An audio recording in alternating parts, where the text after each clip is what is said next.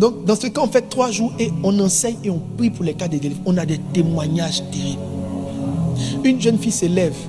Pendant qu'elle s'élève, elle dit, pasteur, priez pour ma maman. Je vois une maman qui s'élève à tâtons. Donc, elle ne voit pas, on attrape sa main, elle vient. J'ai dit, maman, vous avez quoi? Elle prend le micro. Elle était enceinte. Et quand elle a accouché, elle a fait venir sa tante pour l'aider. Sa tante était motivée, prends le bébé. Bébé, j'ai dit les gars là.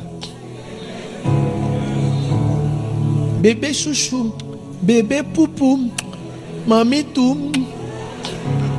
La tante là a fait tous les poupou là. 3 mois après, le bébé fait une crise, le bébé meurt. La dame, dans son affliction, va faire un songe. Elle va voir dans le songe sa tante qui est en train de cuisiner son enfant dans une soupe, donc c'était une soupe du bébé. Et quand elle a cuisiné, elle a servi le repas, la tante a servi le repas à la mère de la dame. Donc les deux ont mangé leur soupe, mais dans la soupe c'était l'enfant. Elle s'élève, prise de colère, elle va voir sa mère et sa tante pour dire, c'est vous qui avez tué mon enfant.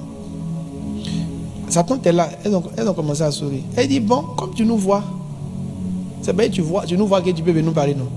Tu ne nous vois plus. Au même instant, la dame a perdu ses yeux. Elle, à l'époque, elle était aveugle. C'est-à-dire, le jour quand elle venait, quand elle dit aveugle, c'est pas genre elle voit flou, elle voit pas flou. Ses yeux sont comme ça. Elle marche comme ça. Ils ont non seulement mangé son enfant, mais ils ont détruit ses yeux. Toi, tu peux avoir une compassion qui dépasse la compassion du Seigneur. Lui-même, il te dit, le sorcier doit mourir. Est-ce que vous savez que Jésus là, il est revenu parce que Hérode est mort. Il y a des gens, tant qu'ils sont en vie, tu ne pourras pas vivre. Je te dis là, ça sera soit toi, soit eux.